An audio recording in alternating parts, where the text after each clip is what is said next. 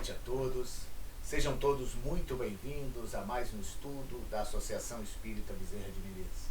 Esses amigos queridos que, por motivos conhecidos, não estamos podendo nos encontrar presencialmente, nos abraçar, mas graças à tecnologia estamos tendo a oportunidade de matar saudade e de poder desfrutar com vocês desse estudo desta noite. Uma ótima noite a todos. Meu nome é Renato Mairink, sou um trabalhador do Centro Espírita Luz e Verdade, que fica aqui em Campo Grande, no Rio de Janeiro. Vamos ter a oportunidade hoje, maravilhosa, agradeço muito o presente, de falar de Jesus de Nazaré. De falar desse homem, desse ícone, deste símbolo extremamente importante para a história da humanidade. Mesmo aqueles que não são cristãos pelo mundo, de alguma forma, são influenciados culturalmente ou moralmente pela figura do Nazareno. Nós vamos fazer agora a leitura da nossa página de harmonização, nossa prece, para que possamos entrar nesse estudo desta noite. A nossa página é do livro Sugestões Oportunas, de Carlos Torres Pastorino. A lição 42, Os Deveres. O amor supera tudo, mas as obrigações executadas são o amor em prática. A caridade é a maior das virtudes. Todavia, os deveres bem cumpridos são a maior caridade viva.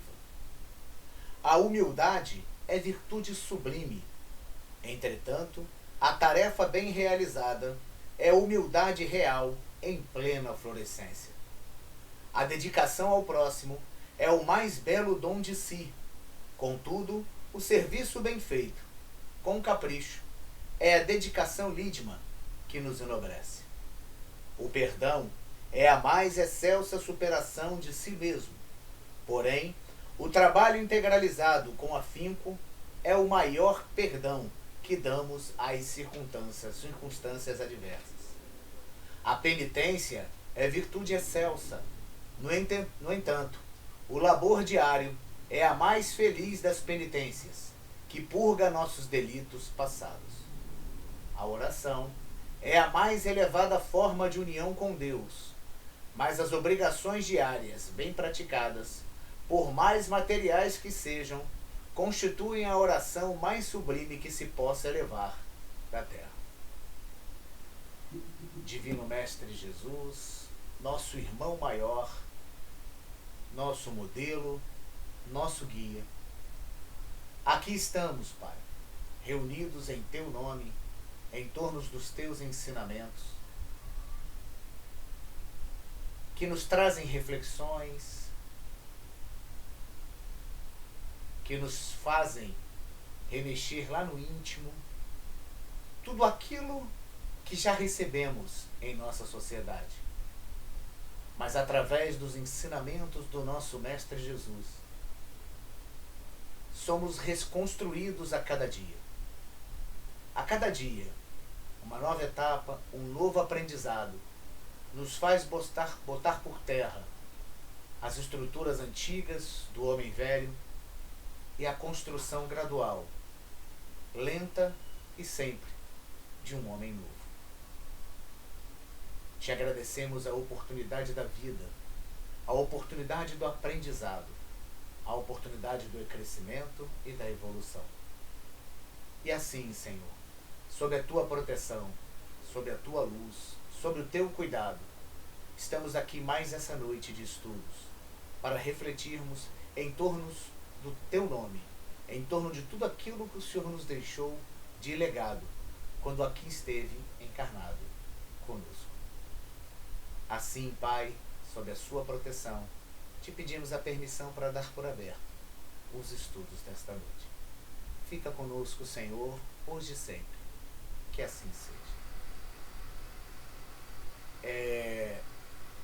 Primeira, gratidão total. Gratidão total aos nossos irmãos da SEBEM, como dissemos, pela oportunidade de estarmos juntos, mais uma vez, refletindo em torno de um nome, de um espírito, chamado Jesus. Jesus chamado Nazareno, chamado Messias, chamado Cristo, chamado de vários nomes. Mas hoje nós vamos bater um papo sobre Jesus. Simples, a pessoa de Jesus. Este Espírito encarnado que aqui esteve e tanto interferiu em nossa sociedade. Vamos bater um papo sobre o homem Jesus, o jovem, a criança, né? Aquele Messias, o pregador, o pescador, o filho de carpinteiro. Vamos bater um estudo mais amplo sobre esta figura, trazendo para nós, mais para perto de nós, a figura de Jesus. Antes de começarmos a falar mais detalhadamente de Jesus, é importante que a gente contextualize a época em que Jesus aqui esteve encarnado. Muitas vezes a gente acaba perdendo a noção temporal disso. Quem era esse Jesus? Quem era esse Cristo, esse Messias esperado? Que povo era esse que esperava esse Messias? É importante que a gente busque na história, já começando pelo significado dessa palavra Cristo. Porque muitas vezes quando a gente fala em Jesus Cristo, Cristo pareceu quase um sobrenome, né? Parece que Jesus Cristo era filho de Maria Cristo, de José Cristo, né? Um descendente de uma família Cristo. Quando na verdade, Cristo tem um nome histórico, um significado histórico. Cristo foi citado lá atrás no Velho Testamento, Davi, um dos profetas, um dos enviados ao povo judeu, hebreu, falou que um dia seria enviado um Cristo. E Cristo, historicamente, pesquisando esta palavra, significava o ungido, o Messias. Ou seja, Cristo era um título e não um nome que muitas vezes a gente acabou absorvendo e virando como se fosse um nome pertencente a ele como algo familiar. Quando Cristo, na verdade, era apenas um título que era dado a todos aqueles que eram esperados. O Messias, o ungido, o escolhido. É importante que a gente também contextualize quem era este povo. O povo hebreu, depois povo judeu, porque era uma das tribos do povo judeu, né, hebreu, que era a tribo de Judá. E assim a gente vai contextualizando e entendendo o porquê da dificuldade daquele povo em relação à compreensão de quem foi Jesus de Nazaré. O povo judeu já tinha recebido alguns Messias, alguns ungidos, alguns Cristos, alguns que foram exemplo. Por exemplo, Abraão. Abraão é o início do povo hebreu, é o início dessa nação, desse povo, do surgimento desse povo chamado hebreu, que depois virou judeu. Abraão criou a nomenclatura, passou a existir este povo quando Abraão reuniu esse povo em torno de um Deus único, que tinha uma cultura diferente de todos os povos daquela época. Depois de Abraão, veio Moisés, esse mais famoso, mais conhecido, né? Porque foi ele que tirou o povo hebreu do cativeiro e da escravidão do povo, né, egípcio. E aí Moisés, que era outro Messias, outro ungido esperado, mas já esperado com um outro contexto. O povo esperava um libertador, o povo esperava um guerreiro, um general, alguém que viesse tirar o povo hebreu do jugo e da escravidão egípcia. Esse era o Cristo esperado naquela época. Um Cristo bélico, um Cristo general. Moisés veio, tirou o povo hebreu do cativeiro e foi em busca da terra prometida. O novo Cristo, também muito famoso, o novo Messias, o novo ungido, muito esperado, é Davi. Davi, quando surge, também general, é o ungido, é o Messias esperado que toma Jerusalém. Jerusalém, naquele momento, era propriedade de vários outros povos. Vários povos já vinham tomando Jerusalém, a terra prometida. E Davi é o primeiro a fincar o pé, a tomar com os seus generais, com o seu exército, a terra de Jerusalém. Ali, pela primeira vez, surge um povo, né? A nação hebreia. Pela primeira vez, a nação hebreia tinha solo, tinha sede, que era Jerusalém. E foi Davi, pela primeira vez no Velho Testamento, ele fala de um Cristo prometido que viria mais para frente. É a primeira vez que se usa o termo Cristo, Messias ungido com o nome de Cristo, que viria no futuro trazer novidades, mudanças para o povo de Deus. Só que nesse meio termo, Jerusalém passa por várias sacudidas. Né? O povo hebreu é colocado em exílio quando os babilônicos invadem e tomam Jerusalém. Quando o povo da Babilônia toma Jerusalém, expulsa e exila o povo hebreu de lá. Depois, Jerusalém, como até hoje é motivo de guerra, foi tomada pelos persas. O povo persa toma Jerusalém. O povo persa permite que os hebreus voltem a Jerusalém, mas como apenas um povo. A terra pertencia ao povo persa. Mais para frente, Jerusalém é dominada pelos gregos, que vêm e tomam dos persas Jerusalém. E continuam lá os hebreus, mas sem ter nada a ver com a terra, não são os donos da terra. Ou seja, os hebreus voltam a estar, o povo judeu e hebreu volta a estar sob o jugo de um outro povo dominante, agora os gregos. E mais para frente, já bastante conhecido na história, Jerusalém, como grande parte do mundo, é tomado por um outro império, que é o Império Romano. O Império Romano toma não só Jerusalém, como grande parte do nosso planeta passou a ser terras do Império Romano. Ou seja, uma potência mundial, e era nesse contexto, é neste império, é neste momento que nasce Jesus de Nazaré. É nesse momento que o Cristo esperado surge. É nesse momento da história, como nós conhecemos, que por se esperar numa profecia de Davi a vinda de um Cristo libertador,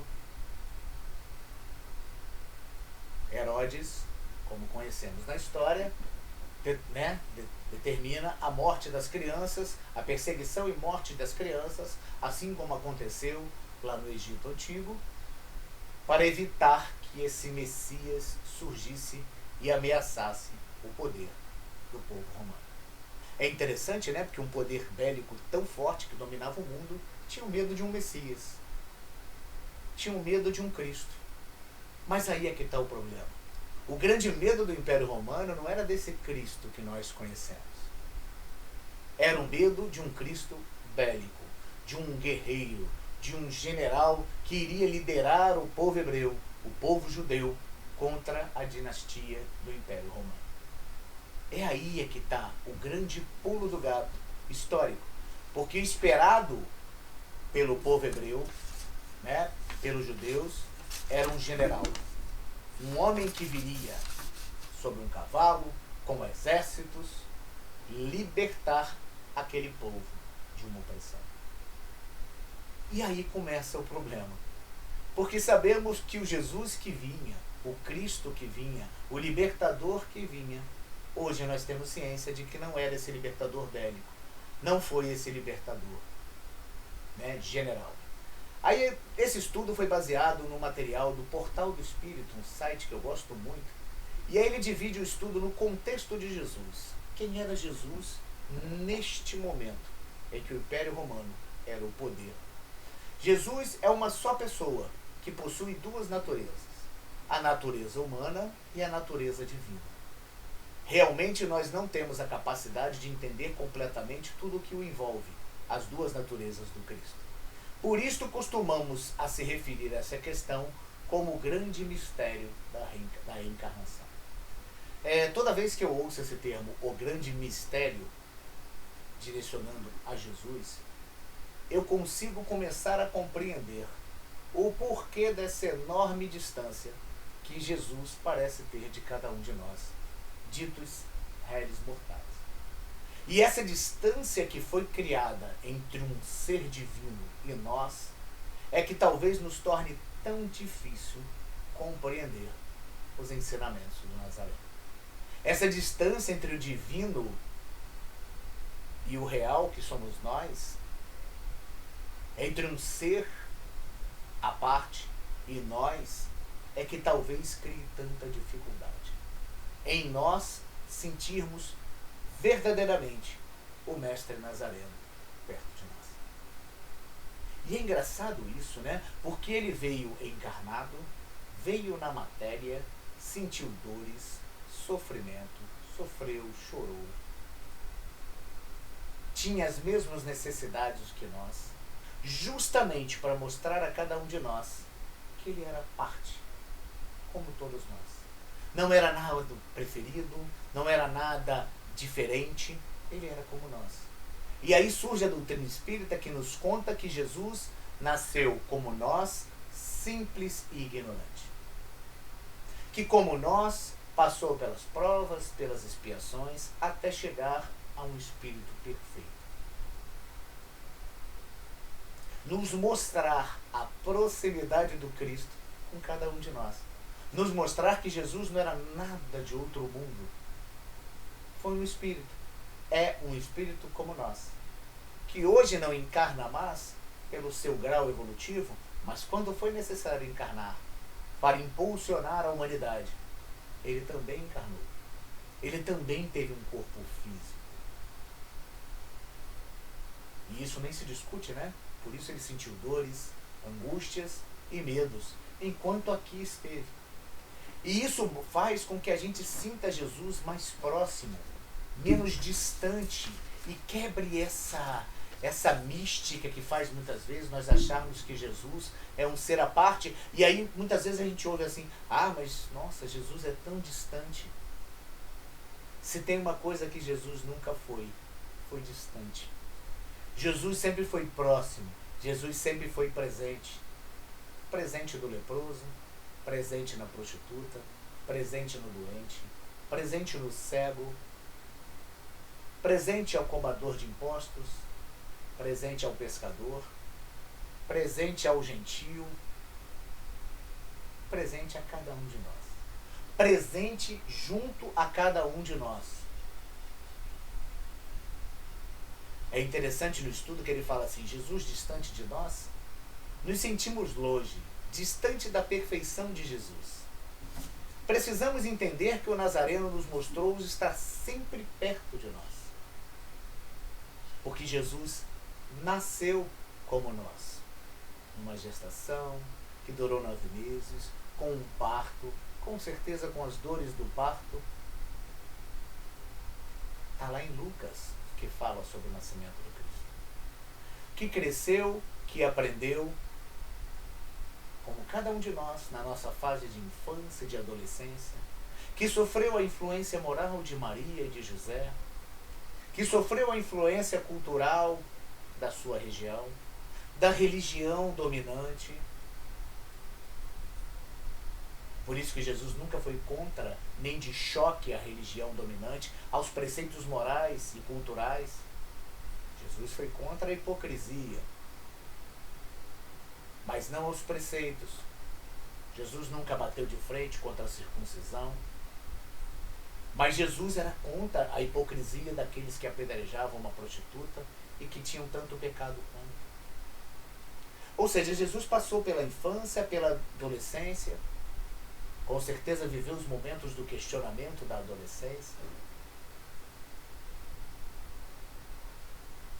Na sua fase de homem sentiu fome. Procure lá, Mateus 4, versículo 2. Fala de Jesus como matéria sentindo fome. Sede, em João 19, 28. Cansaço, em João 4, 6. Chorou, em João capítulo 11, versículo 35. E sofreu, lá em Marcos capítulo 14. E morreu, Mateus capítulo 27, Marcos 15. Nós trouxemos esses pedaços para mostrar que Jesus foi matéria e fez questão de vir matéria para ser igual. Porque que sentido teria os ensinamentos do Cristo se ele viesse como uma divindade? Como algo que não vivesse o que o homem vivia. Jesus veio matéria. Jesus veio igual, para nos mostrar que ele era igual e que nós poderíamos chegar a ser o que ele era, em termos de perfeição e evolução. Mas a gente fica trazendo também uma outra parte do estudo, por que foi esse choque tão grande entre o Jesus desejado e o Jesus que veio. Aquele Jesus esperado, general bélico e libertador, e o Jesus amoroso, carinhoso, que perdoava, indulgente, inclusive com o opressor romano. E aí no estudo ele fala assim: candidatos a Messias traziam como referência os modelos da tradição, principalmente como o Moisés libertador, Arão, que era um sacerdote, Davi era um rei, Judas de Macabeu, que era um político e militar. Alguns messias da história do povo hebreu, nenhum, com aquela imagem amorosa, carinhosa. O cristianismo retoma textos e ideias sobre o Messias, mas muda a sua interpretação, concentrando-o na pessoa de Jesus de Nazaré, chamado de Cristo, ou ungido, ou Messias. Embora Jesus encarne traços diversos do messianismo judaico, ele privilegia a imagem do Messias pobre, servo, sofredor, pacificador, misericordioso e solitário na luta pela justiça. Não se esperava um Jesus conquistador e triunfante, e receberam um Jesus de amor. Esperava-se um Jesus que ia libertar esse povo judeu da opressão romana. Esse Jesus, esse Messias, que era esperado por Judas Iscariotes. E com certeza por todos os seguidores daquele Messias. Imagina-se que todos aqueles apóstolos que o seguiam e viam seu discurso amoroso, pacífico e carinhoso, que viam suas curas, seus milagres. E aí a gente consegue entender por que na hora do Calvário, do sofrimento, da prisão, os apóstolos o abandonam.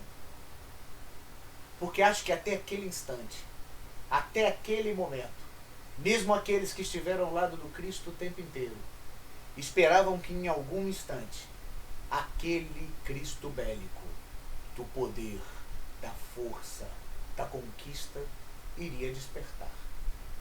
Porque eles não conseguiam compreender o Jesus que Paulo encontrou no caminho de Damasco. Por isso Paulo não entendia Jesus. Porque Paulo era um doutor da lei, conhecedor da lei hebraica, do povo judeu, conhecedor das histórias do Velho Testamento. Como Paulo poderia compreender um Jesus amoroso? Ele era compreender, Ele sabia da lei, ele conhecia a lei judaica. Como poderia ele compreender um Jesus de amor, que se deixou imolar, que se deixou crucificar por amor a nós?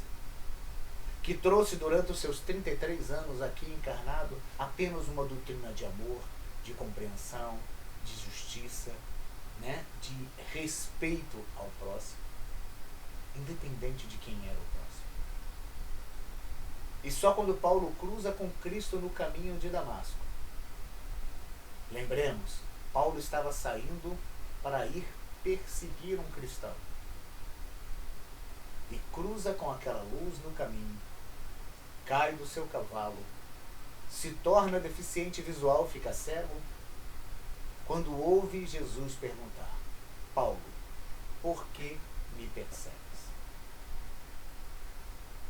Porque Paulo não conseguia, dentro de todo o seu conhecimento, compreender esse Jesus em seu coração.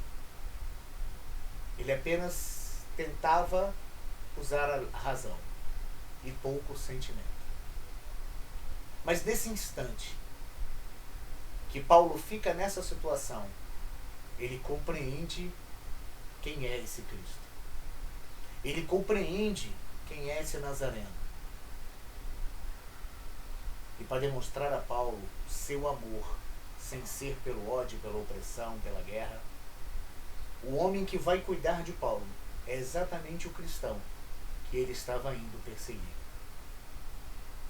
Olha a sutileza e a inteligência com que o Cristo trabalha, mostrando ao opressor,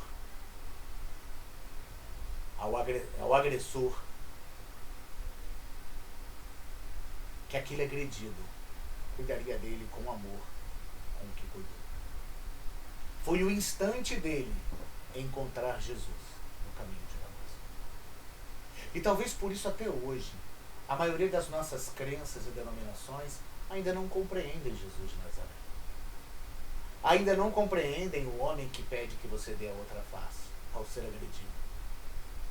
Ainda não compreendem o perdoar 70 vezes 7.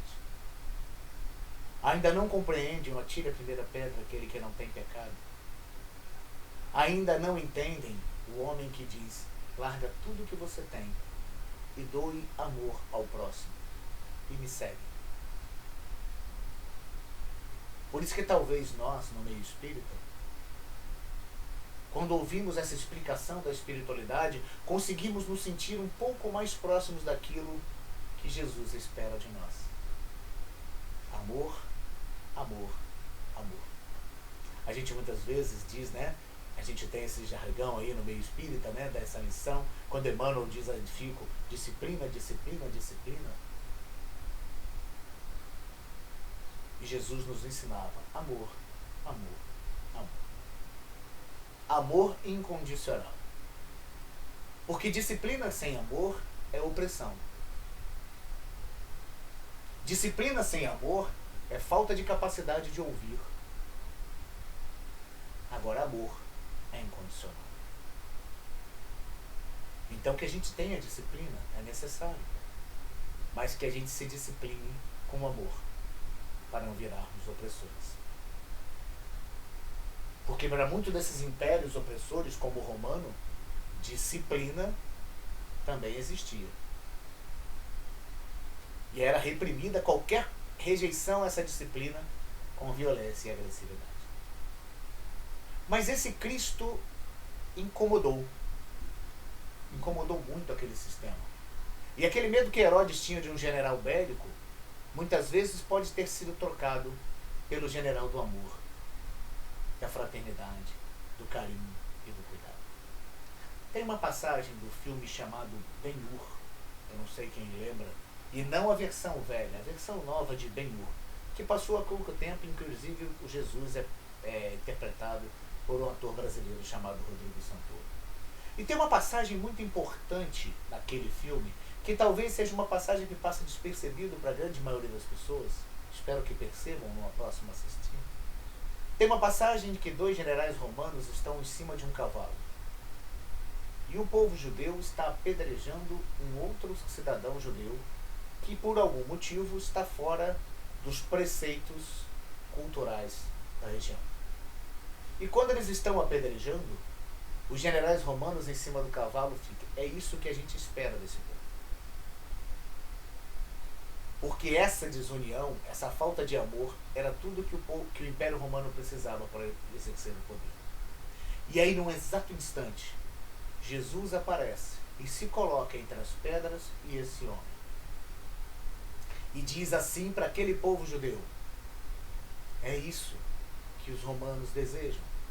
Que a gente se agrida, que a gente se maltrate, que a gente se ofenda. Porque é mais fácil exercer o poder em cima de um povo que entre ele mesmo briga e não age com amor. E mais importante do que essas palavras de Jesus são os comentários dos 2 generais romanos. Quando o maior da hierarquia diz assim: esse discurso é muito mais perigoso que qualquer rebelião do povo judeu. O discurso de amor, o discurso de fraternidade com que Jesus pregava, incomodava muito mais aos poderosos. Isso é assim até hoje. Até hoje, o poder só é ameaçado pela fraternidade, pelo respeito, pelo amor ao próximo. É isso que Jesus veio fazer, abalar as estruturas e costumes de um povo. Lá no estudo do Portal do Espírito, ele diz assim: Jesus era um revolucionário. De vez em quando nos equivocamos na interpretação do que é ser revolucionário. Revolucionário quer dizer que se caracteriza pela inovação, pela originalidade, pela possibilidade de renovar padrões estabelecidos, ser ousado no comportamento. Jesus veio para revolucionar costumes, tradições que já estavam ultrapassadas.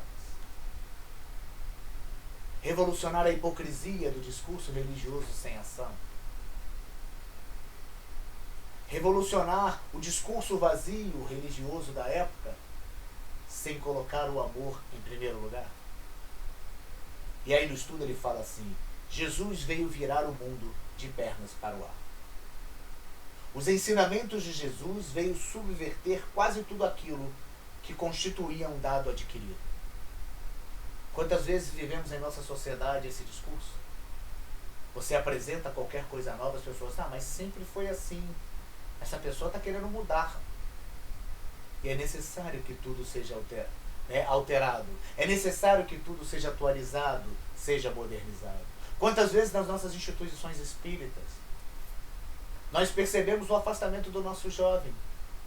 Porque quando o jovem traz algo que é novo, usando o discurso do disciplina, disciplina, disciplina, nós não permitimos que o novo surja. E é isso que Jesus veio fazer. Jesus veio quebrar toda uma cultura quando diz: dê a outra face, em vez de se vingue. Ame os vossos inimigos, em vez de odiá-los. Faça o bem a quem vos odeia. Abençoe aqueles que o insultam. Perdoe 70 vezes 7.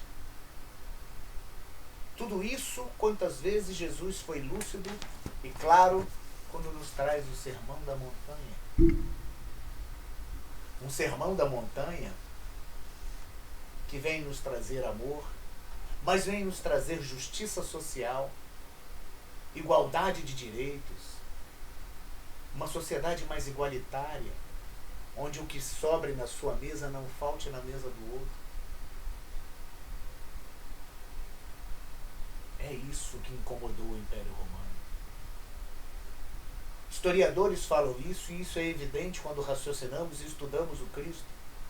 Em instante algum, Jesus foi preso, julgado e condenado por se dizer o Messias. Era comum naquela época que em cada esquina existisse um Messias e um profeta. E nenhum deles era condenado ou sofria o martírio que Jesus sofria. Mas Jesus veio quebrar estigmas. Jesus veio quebrar manias, costumes. Veio quebrar a hipocrisia de uma religião, que muitas vezes a religião nos traz. Imaginemos Jesus dizendo para nós assim: felizes vós os pobres. Está lá em Lucas capítulo 6.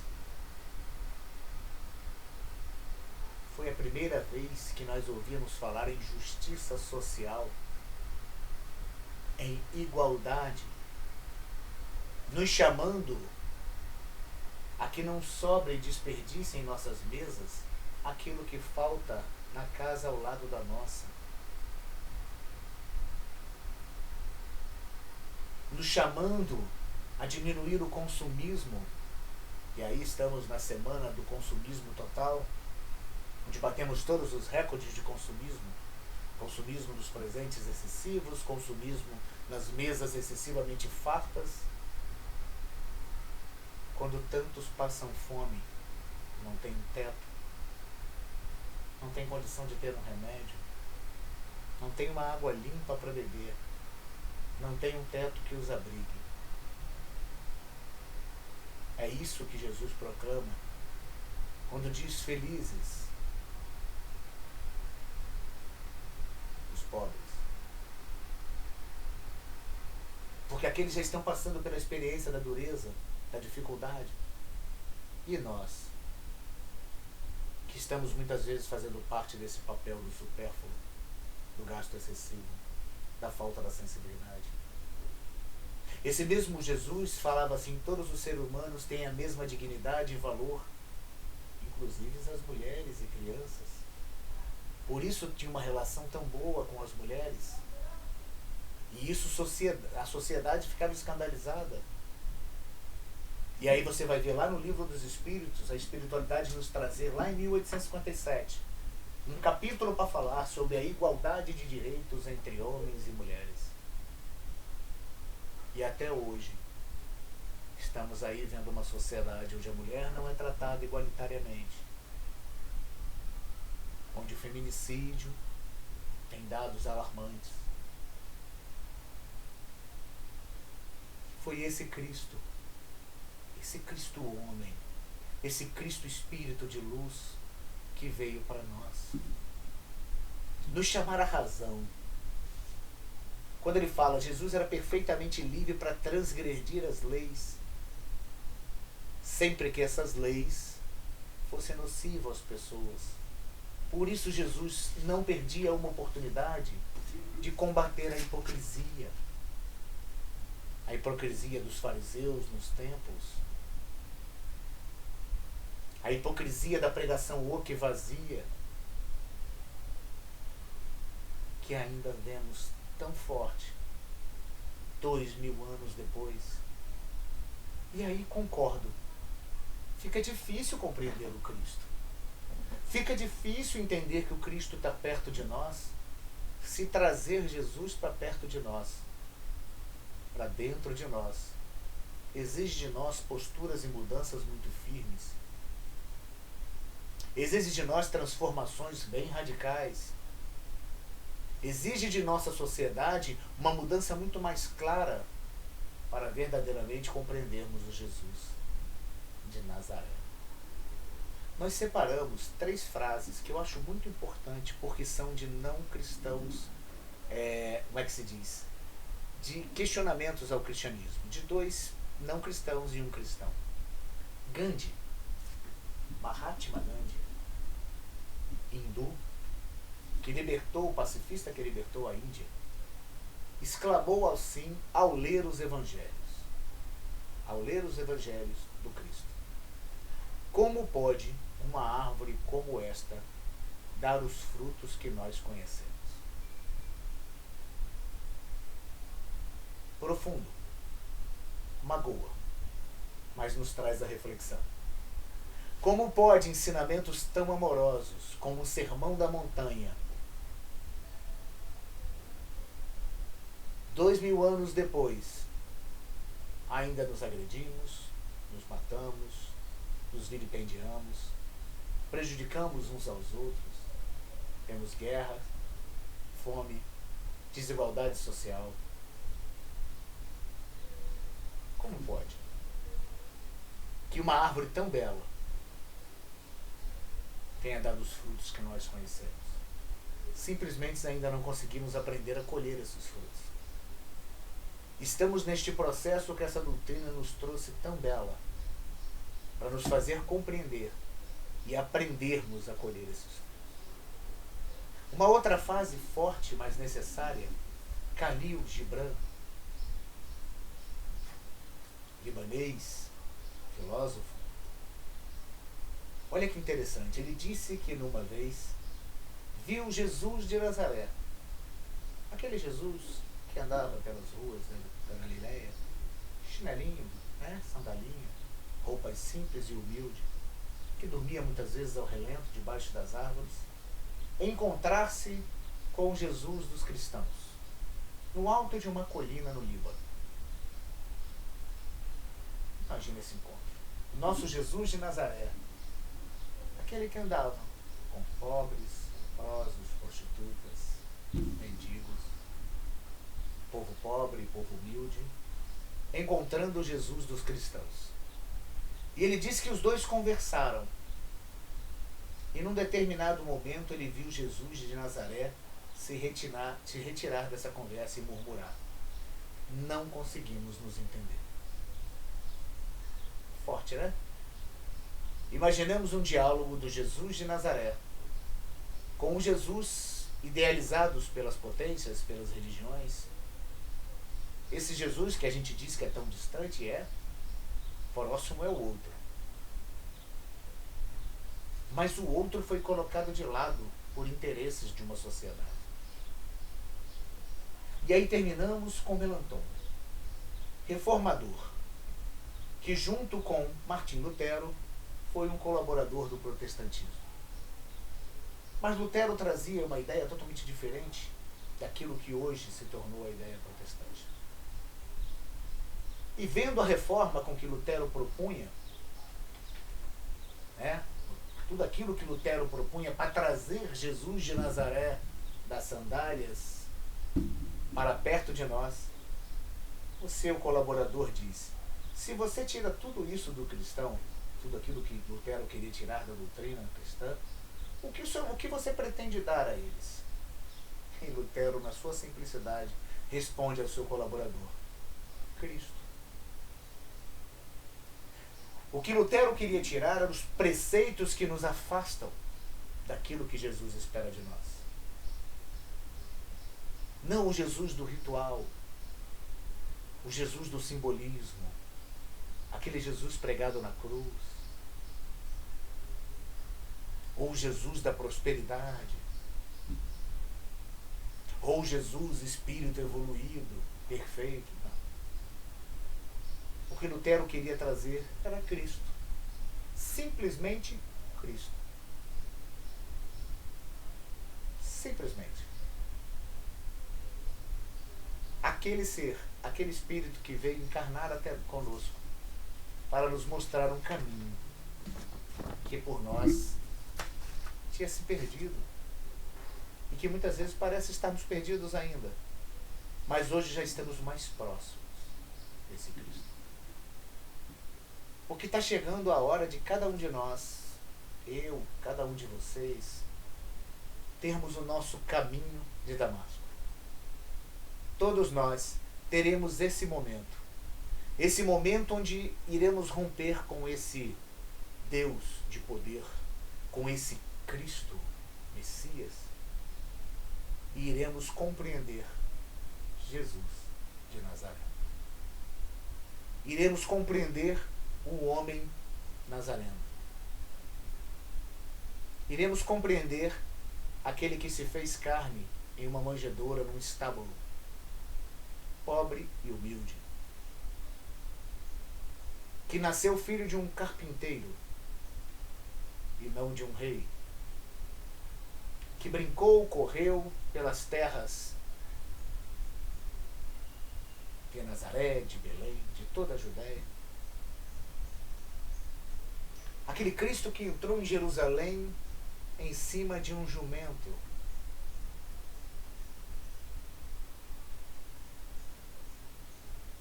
Aquele Cristo que abraçava, que confortava. E não esse Jesus de todo esse simbolismo e diferenciação que fazemos. É compreender o Cristo que está aqui ao meu lado, está aí ao seu lado,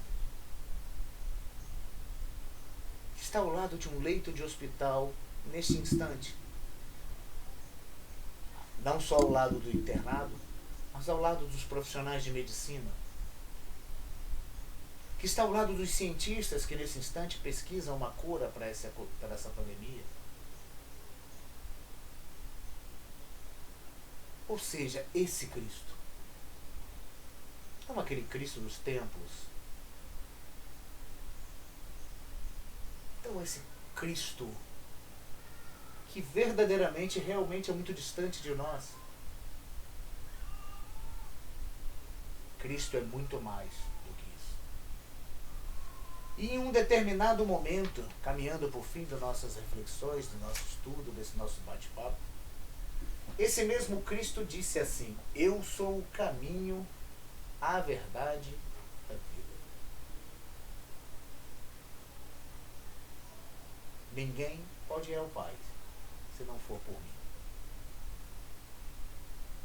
Em momento algum, Cristo quis se dizer exclusividade.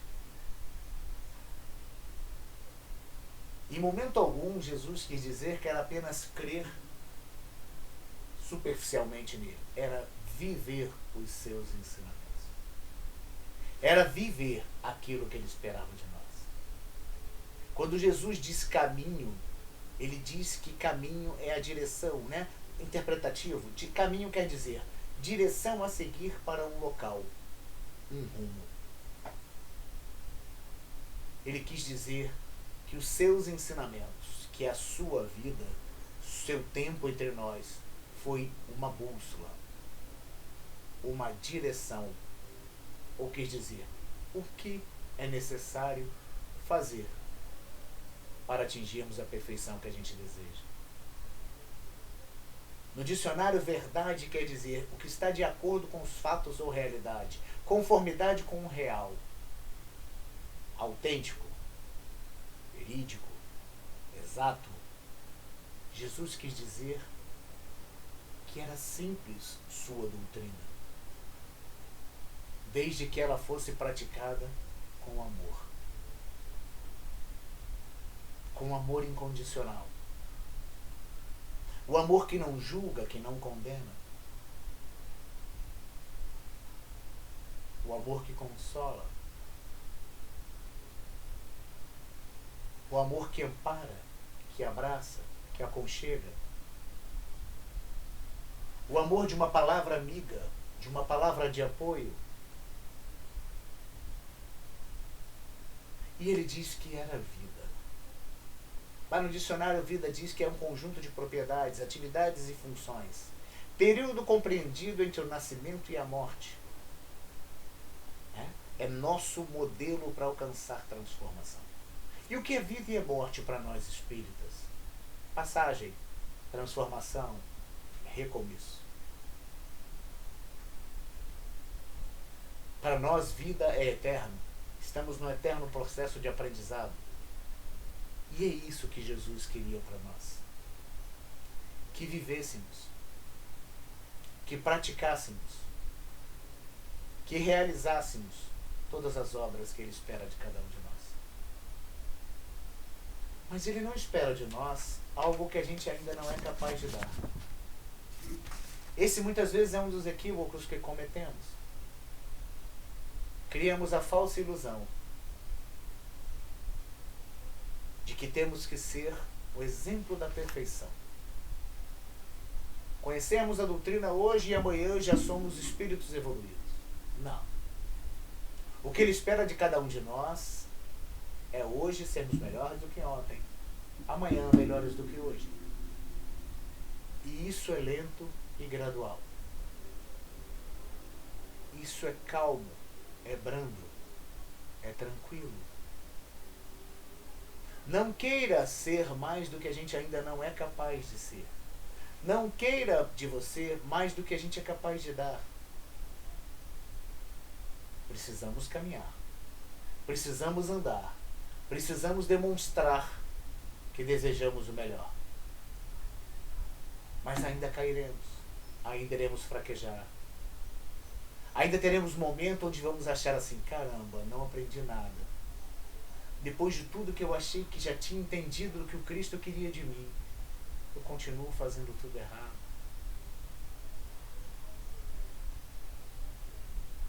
Não espere de você mais do que você é capaz de dar. Mas busque dar mais do que você acha que é capaz de fazer. Tente, dentro dos seus limites, fazer o seu melhor. Faça o que você tem de melhor em seu coração. Estamos aí, Natal, celebrando o nascimento do Cristo. É isso. Pense assim, Jesus está nascendo em mim.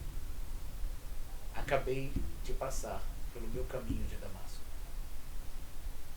Encontrei Jesus. E tenha certeza que Jesus estará ao seu lado. Não estará lá na frente, nem num patamar de altura diferente. Jesus estará ao seu lado. de mãos dadas, caminhando com cada um de nós para essa evolução que a gente tanto espera. Ame. Ame-se. E aí sim, seremos capazes de dar o que temos de melhor para o nosso próximo. Que Jesus nos abençoe muito. Desejo a todos vocês um excelente Natal. Uma maravilhosa noite de Natal. Um fim de ano fantástico. Num ano já tão agitado, tão turbulento, com momentos de tamanha tristeza e angústia, mas de muitos aprendizados. Com certeza nos aproximamos muito mais do Cristo, do Jesus de Nazaré, do que daquele Jesus que a gente achava tão distante. Porque é nos momentos da fragilidade, é nos momentos do medo e da incerteza que nós nos sentimos mais próximos a Ele. E Ele encontra as brechas para nos aconchegar, para chegar mais perto de nós. Aproveitar a nossa sensibilidade para que possamos senti-lo bem de perto, bem encostadinho a nós. Que Jesus nos abençoe e que possamos sair melhores deste fim de ano para a nova temporada que se inicia daqui a alguns dias. Muita luz, muita paz. Que Jesus nos abençoe. Divino Mestre Jesus, Senhor maior, nosso irmão, nosso modelo, nosso guia, aquele que está ao nosso lado a todo instante, que nesse momento possamos elevar nossos pensamentos a Ti, Senhor, controlando a nossa respiração, respirando calmamente, sentindo a Tua presença em cada cantinho dos nossos lares. O Senhor e Sua falange possa iluminar, fortalecer e amparar. Percorrendo em nosso corpo físico e perispiritual todos os nossos centros de força. E através da nossa corrente sanguínea, harmonizando física e espiritualmente cada um de nós. E de maneira mais simplória, que nesse instante possamos todos sentir o Teu abraço fraternal. O Teu abraço de irmão a nos aconchegar, a nos afagar, a nos inspirar.